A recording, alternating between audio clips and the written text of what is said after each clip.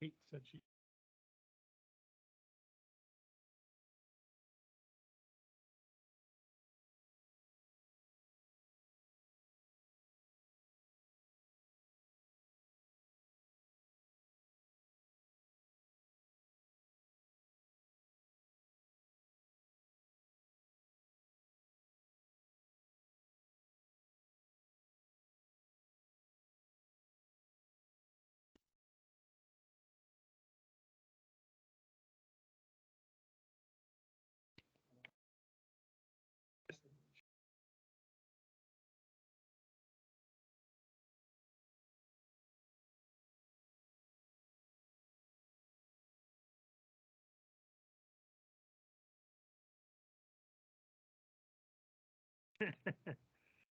See the little slash through the mic. There she is. Yep. I'm on laptop number 2. Restarts. Sorry, guys.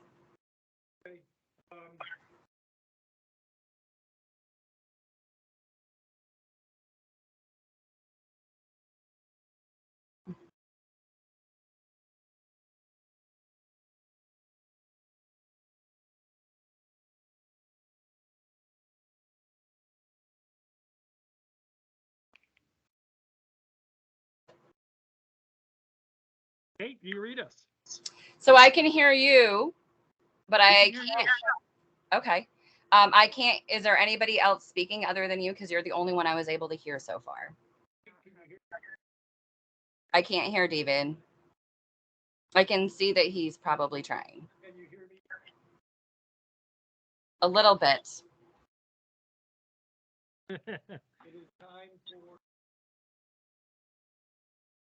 I saw a hand gesture. I'm going to go for maybe select board report, and Rob can tell me because we can hear him. Awesome. Okay. I think you just probably have the microphone's not picking you up is what's happening. So select board met on Monday evening. Oh, we did quite a few things. First off was the public hearing in terms of considering making all Enfield town properties that are public properties non-smoking. That passed and will go into effect as soon as legal counsel finishes reviewing the policy. Each property that needs one will have a small space set aside for folks who want to smoke in that area. So it's tobacco free. So it's smoking, and that also includes chewing, vaping. So if folks feel the need to do so, they'll be able to use that space. Otherwise, it will help keep tobacco, especially cigarette smoke, and probably chewing off the playground, out of public fields and places where children are. So that was a big item at the front of the agenda. We signed the first increment of loans for the bonds. So that was done, approved some bids, and also lifted the mask requirement for in buildings. So if you guys feel comfortable, you can certainly still wear them. I don't think they've made a big announcement yet because I think it's going to come together with the tobacco policy. So those are kind of the quick highlights. Okay. Before you logged on and before the meeting was called to order, Linda had asked a question and we were discussing, is there any update on the lots at the end of Johnston Drive that you can report? The what? I heard Johnston Drive. What was the question? Okay. The beach. Is there any update from the select board on that topic? Linda had asked a question before we went into session and before you logged on. So I thought we would ask you if there is any updates from the select board as to what is going on or what might go on with the lots at the end of Johnston Drive. We have not formally considered anything. I think over the years, we've discussed the fact that that land is subject to lifetime leases. 2 of them have expired. They were given back to the town. 1 remains. There's a right of way that passes through, and quite a bit of legalese involving the railroad in the state. So any kind of development would have to, be subject to all of those requirements. I've heard every kind of idea for that space, but there's definitely not been a formal discussion yet. Okay, thanks, Kate. You're welcome. Let's see, next is the meetings from our May 25th meeting. Minutes. Does anybody need copies? I just got a copy. Did you figure out the audio? I think she can hear us. Okay. I can hear you now. Okay. And you were voice.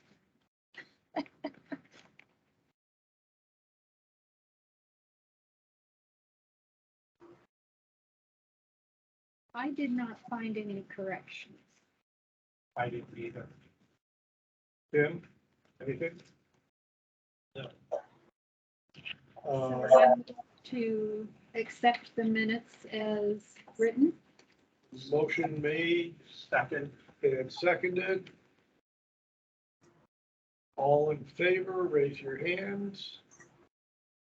Let the record show that Kate Plumley Stewart voted in the affirmative. Thank you. Nobody opposed. Minutes are accepted as written. We have no hearings. Rob, we have no conceptuals. No conceptuals. Update on master planning. As you know, at our meeting a month ago, the task force had pretty much finished up its work on public engagement and review of a first draft. And we pretty much handed everything over to Randy Saxton, our professional planner. She is in the process of taking all of the comments from the focus groups, from the task force, and from the planning board, putting them all together, and is working on a polished draft, which hopefully we'll have done late July, early August. We have need for a lot of photos, and I'm not quite sure at this point how much progress is being made or has been made on that. Rob, do you have an update? We're having some significant technological issues with SimQuest. So I'll get back to you when that's ready. Okay. Yep. We had, Rob, you and I had also had a conversation about a drone photographer that lives in town. Yes, so I'm going to be talking to Ed in the morning. We have staff meeting tomorrow morning. That's one of the items on my list to talk to Ed about. Okay. So whether we can pull the trigger and get some of that drone photography done. I just think it's a great idea to have some awesome aerial shots, especially this time of year when everything is green Mhm. and pretty. Yeah, and that will certainly supplement what we have Master plan. available now. So Yes. that is a good thing. I am working on an update, a document, probably a one-page document, which we'll have up on the Enfield Leaps website, probably by July 1st. Basically, it is being done to inform townspeople what we have done to date, what our public involvement campaign has consisted of. And it kind of restates what I just said in terms of professional consultant is reviewing all the comments, polishing up what will be a public first draft, second draft, whatever. And that will include new photographs. It will include the hyperlinks that go to underlying data and go to different parts of the document, or at least the digital document. And also kind of takes a little bit of a peek ahead at the next 5 chapters, which involve various committees in town, the as being energy, facilities, Heritage. conservation, natural resources, and what else? That we find on the cheat I sheet. did hear you. Yeah, you did. Heritage? Energy, recreation, cultural heritage, town facilities and service, and conservation commission. So that's kind of what's coming next. And, as I said, that's the state of the art on the master planning task force. Any questions? Any old business? Not that I can think of. Oh, one thing that just popped in my head was we wanted to make Whitney an alternate member. And if you guys are supportive of that, we can pitch it to the select board. I think they would be the ones to do that. We did that for you. Sorry, I should have told you that. Oh, great. It We happened. did that last night, not last night, Monday night, we did make Whitney. Fantastic. Okay, great. Excellent. You know, the signature page isn't done. People may have stopped in. But I think that's the only piece that needed to be done was the signature, and then she needs to be sworn in, right? We need to get you down to the Yep. town clerk's office. Where does that put us in terms of? Congratulations, Whitney. Thank you. Thanks for signing up. Where does that put us in terms of? We've got 7 members, and probably you are alternate. So Kurt's gonna be. Kurt's gonna be an alternate too. But you replaced Kurt. That was 1, 2, 3, Phil. 4, 5, 6. So we need somebody to replace Eric. That's right. We're one down. We're down 1. We Yep. need to replace that. That's What's being done or what should we do to encourage someone to? But are we supposed to have 7, not Yeah. 8? 7. 1, 2, 3, 4, 5, 6. Kate 7. doesn't count, Kate's select board. It's 7. Oh, It's okay. Ex I officio. was counting Kate, so we're down 2. Well, Kurt's an alternate. Right. I always thought we do count. I thought we counted Kate. Do we? So Okay. Linda's 1, We do. Kate's 2, Okay. David's 3, you're 4, Has to. Phil's 5, Right. he's 6. Eric is 7. Eric was 7, so we need to We replace need to Eric. replace. Yep. Yes. And we have 3 alternates, Right, including 2 that are gonna be here routinely right. in Whitney and Jim Jim. for, And then after Kurt's the. right. Yeah. But he told us he's gonna be on a lot of camping trips, so. He is. So, yeah, so a new full member. Right. We had put the word out in the newsletter, and Elisa's been putting it out in social media that we're looking for members of all kinds of committees. So if anybody knows anybody, that would be great. Let's We're recruit- probably due for another reminder on that as well, because it constantly cycles, Yeah. so. Yeah. And if Whitney wanted to be elevated to full membership, Whitney? I'm here. As long as she doesn't stop typing. yeah, it's up to you guys. I just wanted to throw that out there. We could just have does it have to go back to select board? That would have to go back to the select. Yeah, so we could do that. We likely aren't having a July meeting at the beginning of July unless something comes back from, legal and we find we have to meet instead of skipping the first meeting, because the first meeting will be July 5th if we need to have it. Kind of not convenient and not conducive to involving the public. So makes more sense to, if we don't need it for something that is paperwork, to push that off to the end of the month. But for now, you guys can decide and then ask to be put on the next agenda if needed.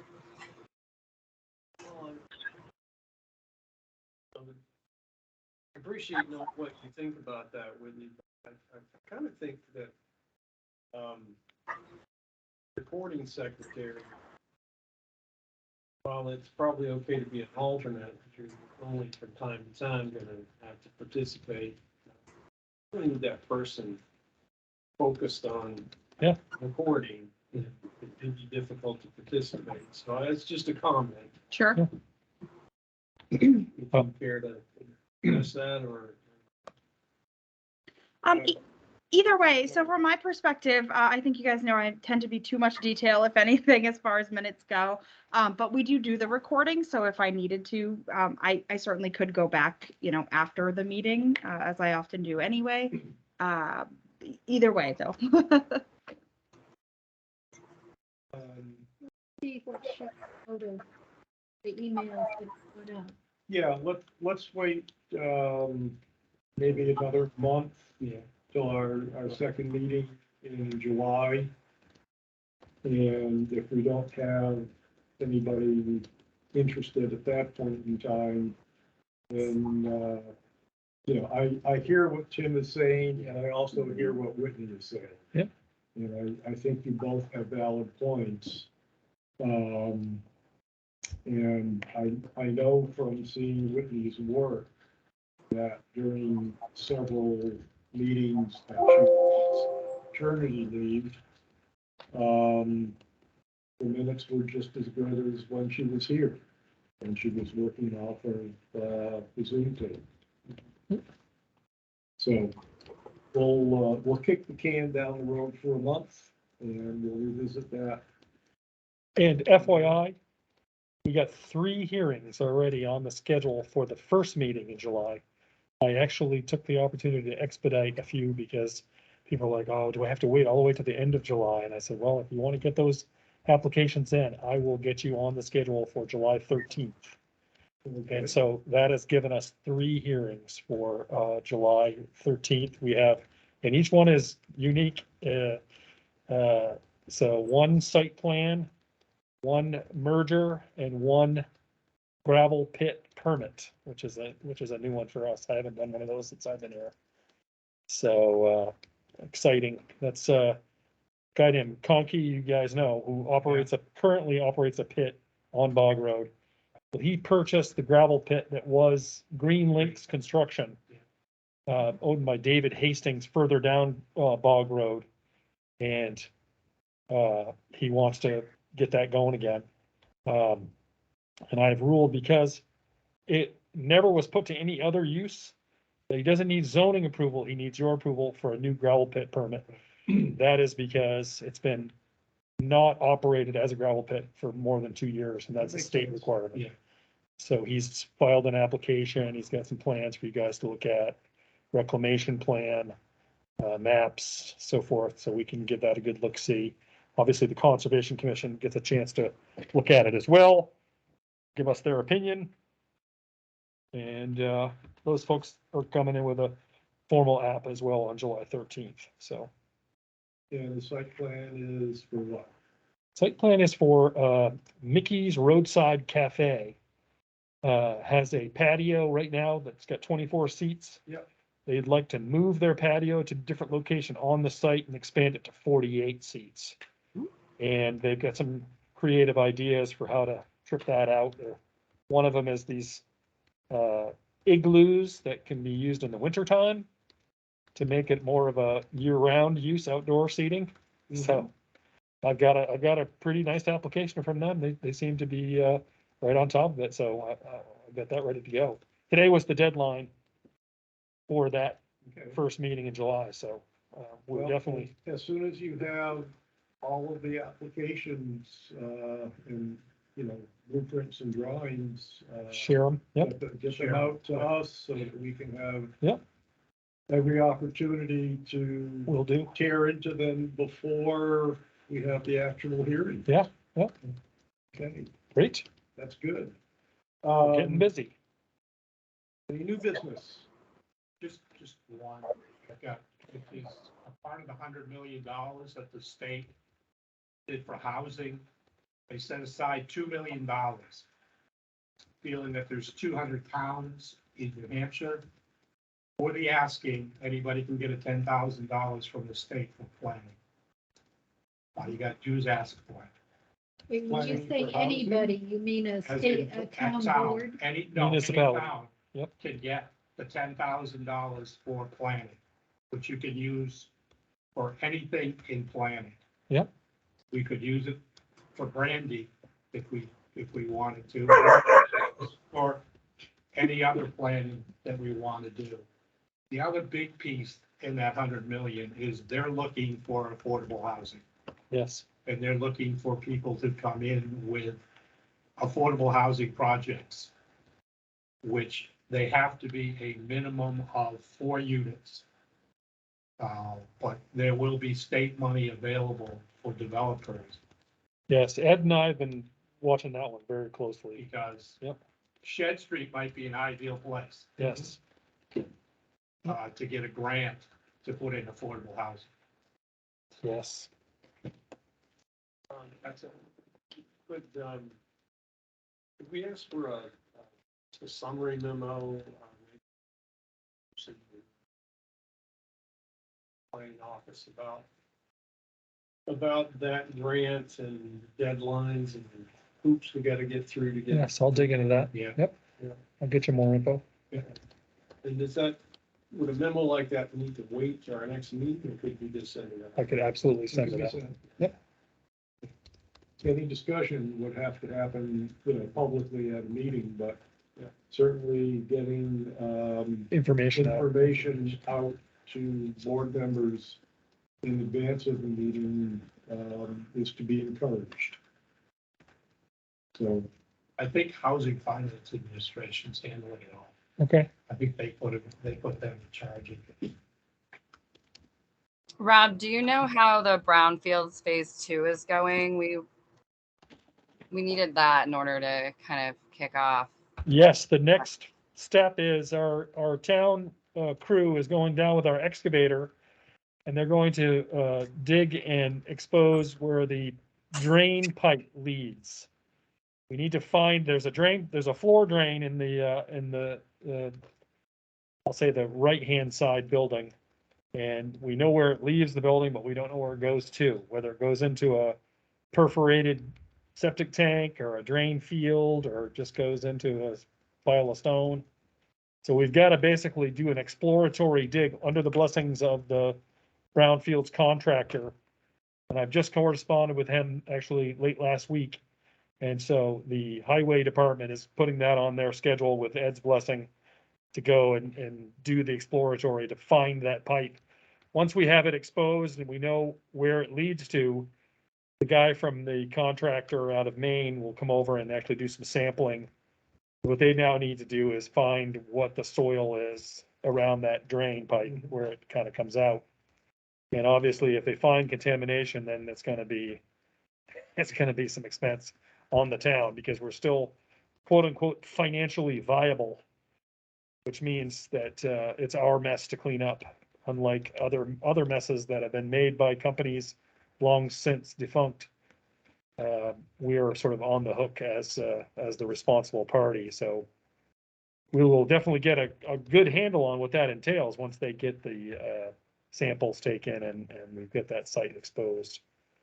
But we're well into that. I mean, we've got remediation suggested for the buildings. We've got to have them torn down, most likely, and carted away. They've got some asbestos and lead that we'll have to remediate in those. Ed has been working, I think that one of the other recommendations was cleaning up the railroad ties on the rail trail. But Ed and I have said, not our job. That's end to end on that rail trail. They've got their own big problems that they need to deal with, because what they essentially did was just pull railroad ties, set them on the side of the tracks for the last 150 years. And so there's history of contamination there that we're not going to be responsible for that. We've got our own fish to fry, certainly. But I mean, reading through that level 2 site assessment, I mean, I'm fairly confident it's not going to be terrible, although I say that, and Lebanon's up to like 800,000 for cleaning up their Spencer Street Public Works site.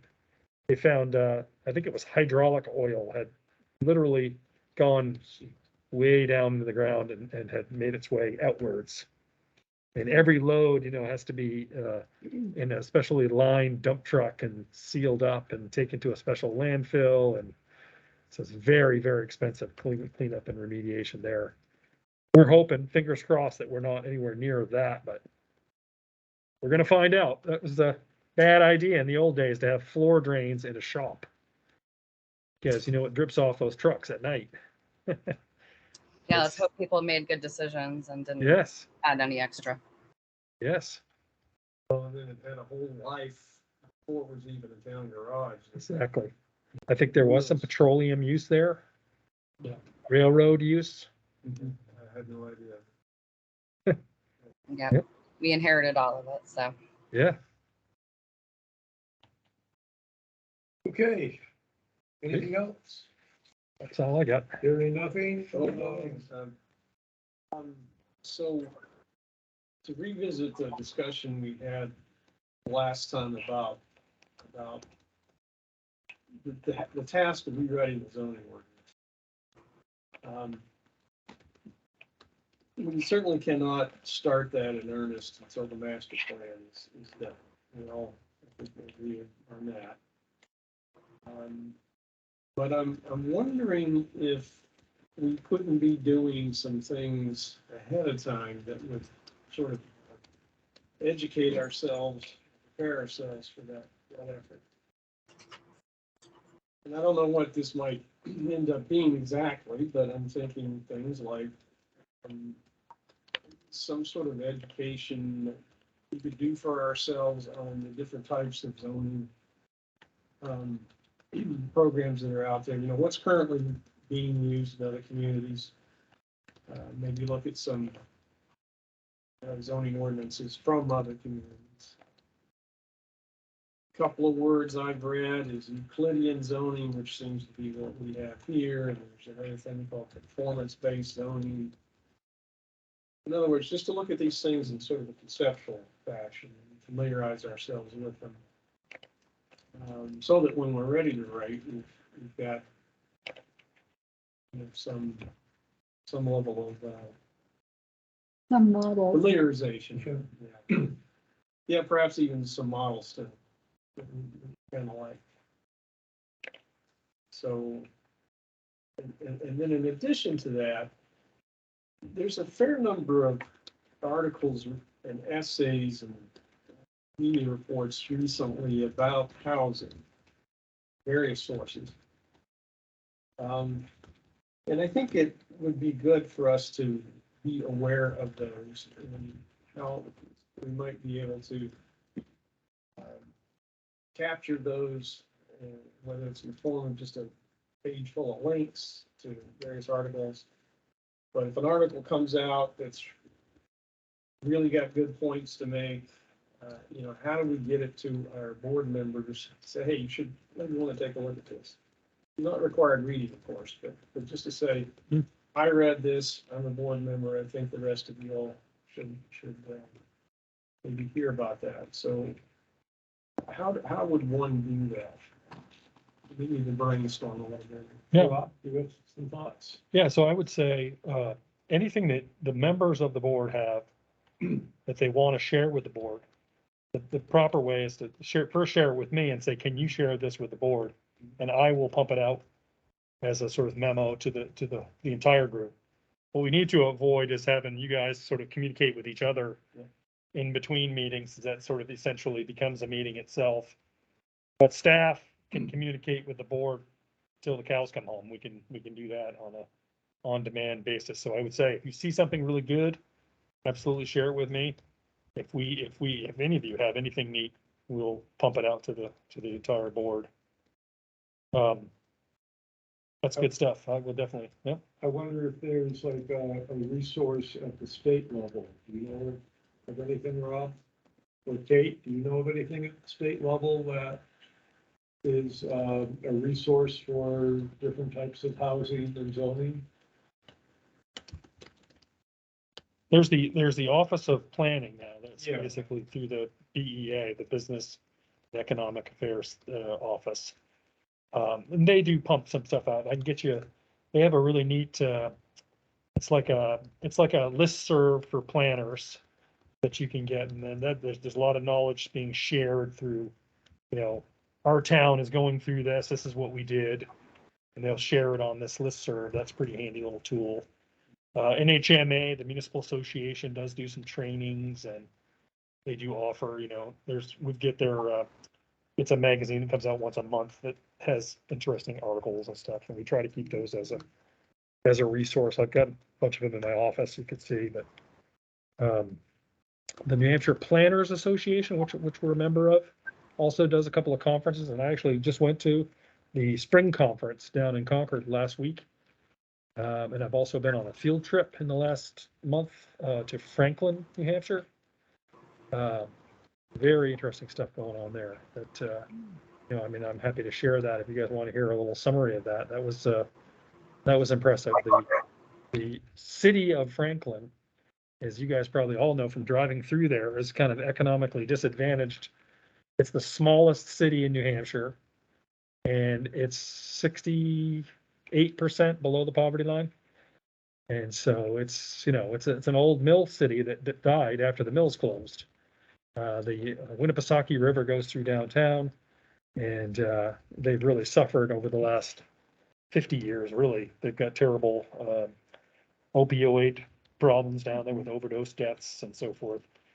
But what's happening now is really exciting. They've actually identified that river as one of their key assets there, that actually the river in 1 mile stretch through the middle of Franklin dropped 77 feet in elevation, which made it such a great mill town. Now they're looking at it as recreational asset. And so they've actually snatched up 125 acres of land and made it into this thing called River Park, which is going to be whitewater, kayaking, and rafting.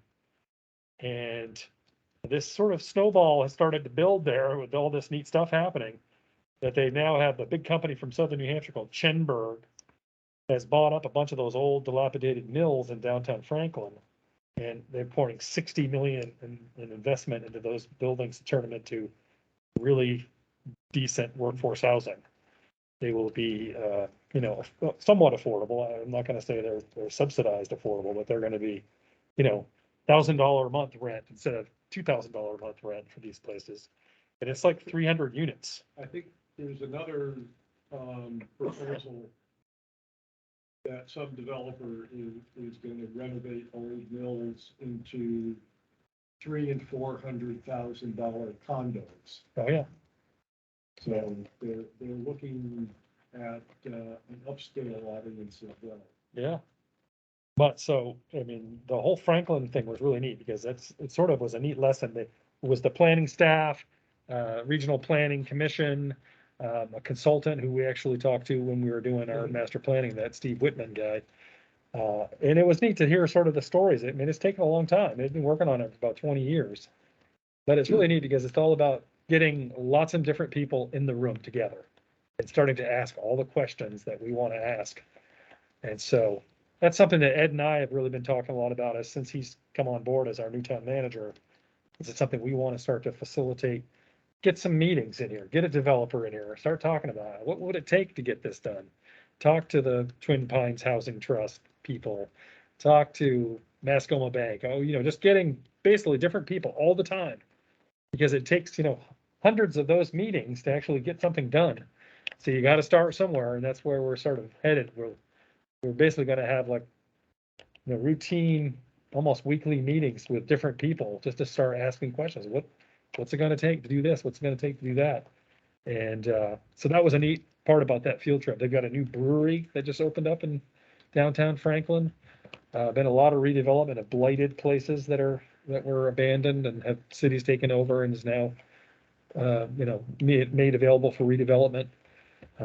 But the conference last week was really neat in Concord. That was the Planners Association Spring Conference. They had a presentation by Concord city officials talking about their redevelopment of their downtown. If you've been to Concord lately, it is absolutely gorgeous. Mm-hmm. Their downtown is completely transformed. It's very vital. The mall on the outskirts of town is a ghost town. Dying. Yeah. But the downtown now has like it's like 300 businesses in, a square mile. And they've added like 300 units of housing in the downtown. They built a 550 car indoor parking garage. They actually eliminated lanes of travel. It used to be 4 lanes, 2 lanes each way. Now they've made them it's just 2 lanes. They widened out the sidewalks for outdoor dining. They've made really pedestrian focused investments. Accessibility is a big thing. So there's no curbs, no steps. It's all at grade from the street right into the businesses. And it is amazing what they've done down there. So that was a really neat part of that trip. I got an update on law stuff. The legislature's been busy with new updates to land use law. We got some updates on Supreme Court cases that will affect us going forward.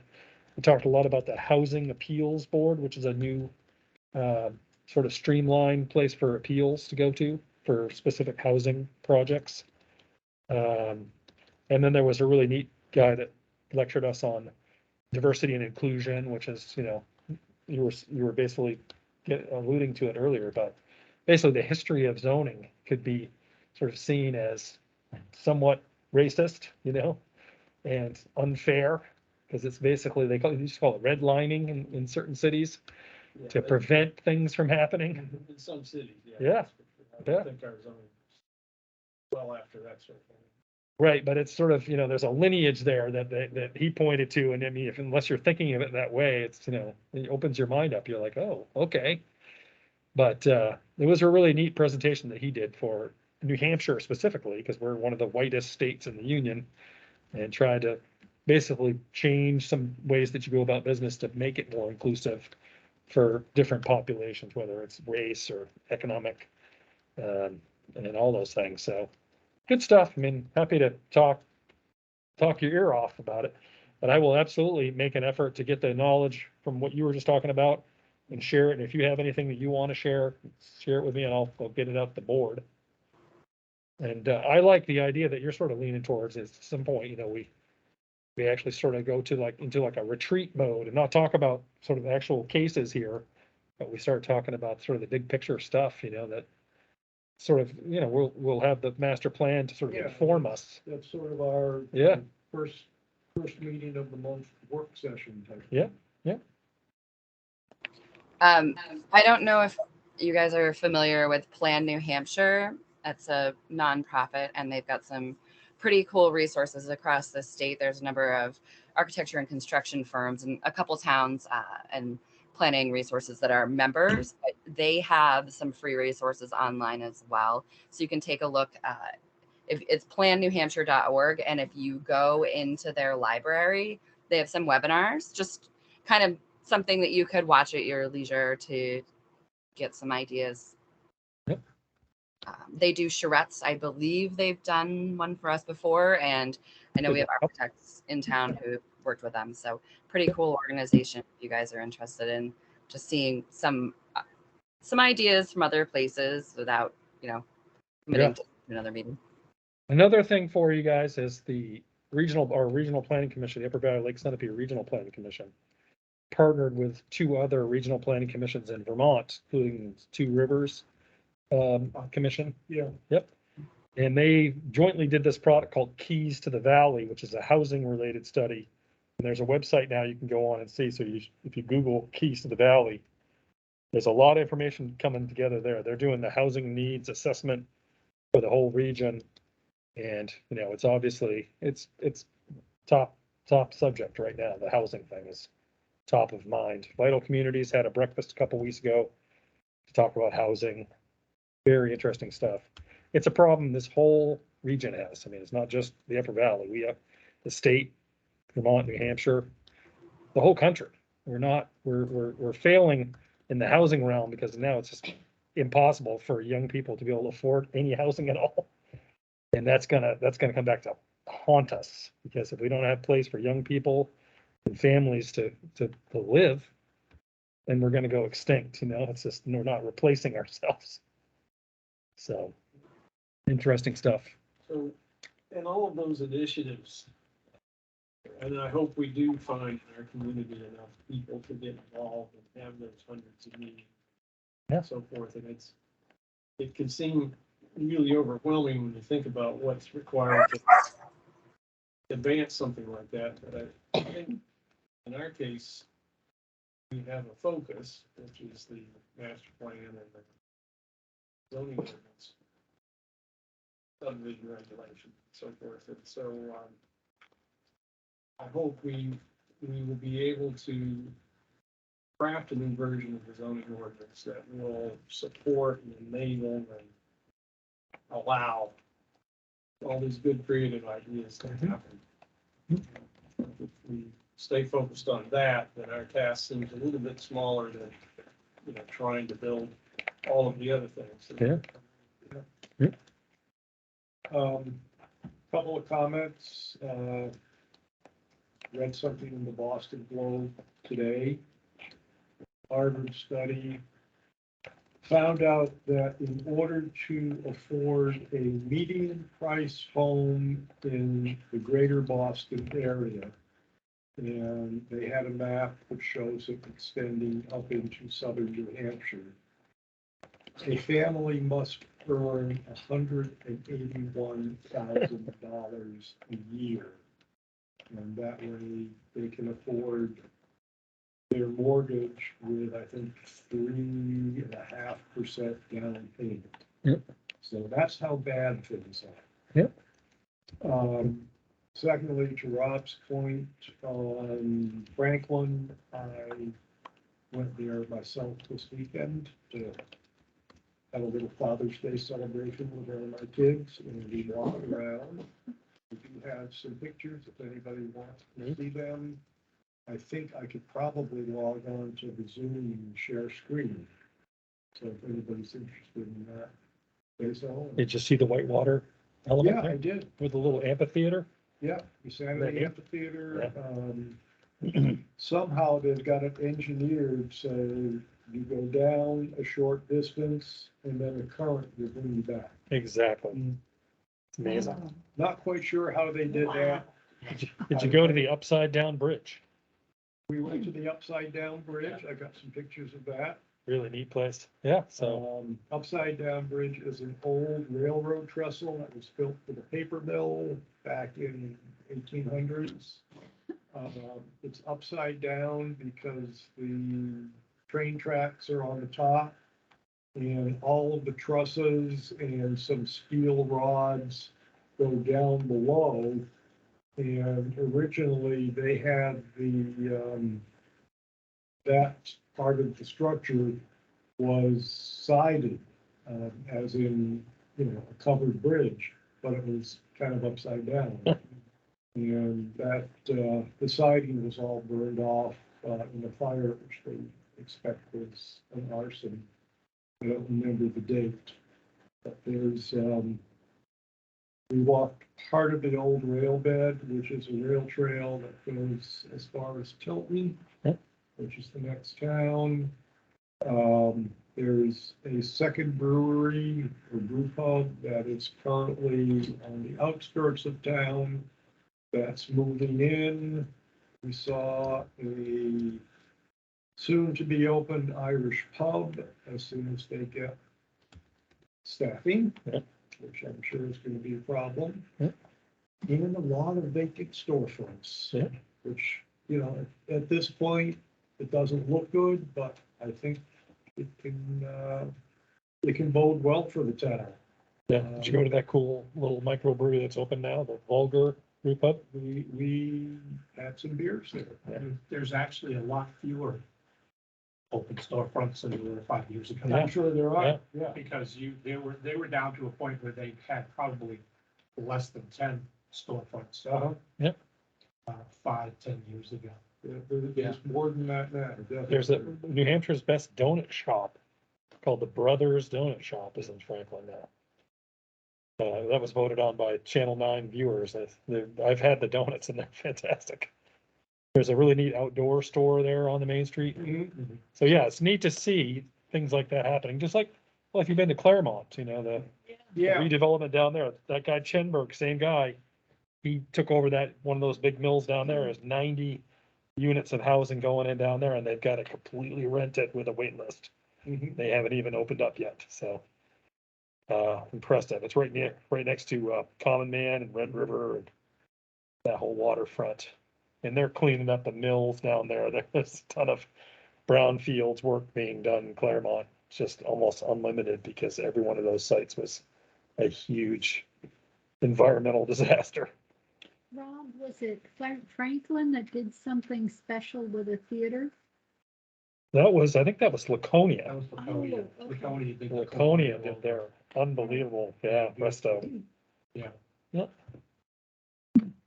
But there's there's examples of it all around the state. Littleton has had a rebirth up there with their river walk. As I said, if you go down to southern New Hampshire, my brothers were at UNH. Those southern New Hampshire towns like Dover and Newmarket were just burned out wrecks, and now they're all just pumping. And I remember the Manchester waterfront Yeah. 30 years ago. It was a disaster. And now it's like some of the most prime real estate in the whole state. And some of the biggest businesses in New Hampshire are right there, big high-tech firms. Mhm. So it's really neat to see. And, I'm feeling momentum here. We got some momentum. Our master plan is going to be big. Our investments in our public infrastructure, I think will have a huge impact on things, the public safety complex and the Whitney Hall. And, it says we're open for business here. So I think we're just going to build momentum.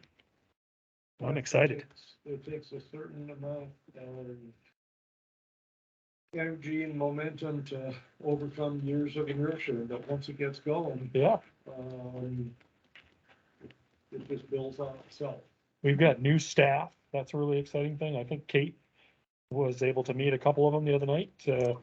We've got a new full-time rec director who's just come on board, and that's really going to be one of our calling cards, I think, is the rec options. His name is Kevin Marker. He's now a full-time rec director. And it's fun to talk to him because, we have so many things going in our favor that he's just going to be able to leverage. Obviously, the lakes and the conserved land and the rail trail. So, he's busy right now on the kids' camps, but it'll be more and more stuff that, that'll be exciting. We've got the skating thing going on Mascoma Lake in the wintertime is so cool, and our sailing clubs, and there's just a lot. And I think we're very well positioned. So, and we've seen that in our master plan is that's one of the things that people love about our town most is those recreational assets. We've got a ski area, we've got a golf course, we've got lakes, just keep going. We just have to get over that inertia phase Yeah. and start building off of the assets which we have. Yep. So I think it'll happen. Yep. Anything else? Somebody want to make a motion? Make a motion, we adjourn. I'll second that. Motion made and seconded. All in favor, raise your hands. I'm a yes. Kate says yes. Opposed? We are adjourned at 7:54. So we'll see you 3 weeks from tonight. This is the next meeting. 13th. Yep. July. See you, Kate. See you. Thank you. Bye, Kate. Feel better. Bye-bye. Stay away from the pollen. That's a good one.